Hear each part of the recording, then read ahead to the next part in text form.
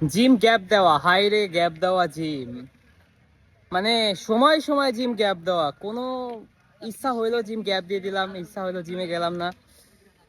Gym করতে হইলে আপনার সব থেকে বেশি দুইটা জরুরি জিমের জন্য, আপনার মাসেল বিল্ড করতে গেলে সব থেকে বেশি দুইটা জরুরি। একটা হচ্ছে আপনার কনসিস্টেন্সি, আর একটা হচ্ছে আপনার রেগুলারিটি।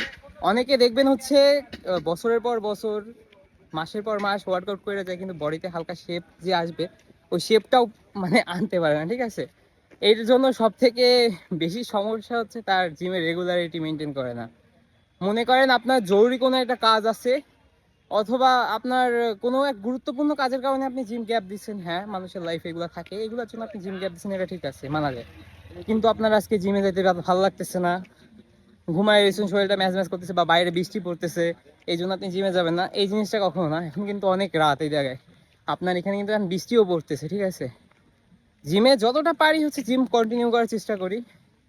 মাঝে মাঝে গ্যাপ সবারই যায়, আমারও যায়, কারণ লাইফ তো সবারই মেনটেন করা লাগে। পড়ালেখা বিজনেসের পাশাপাশি হচ্ছে জিমটাও চালায় যাইতেছি।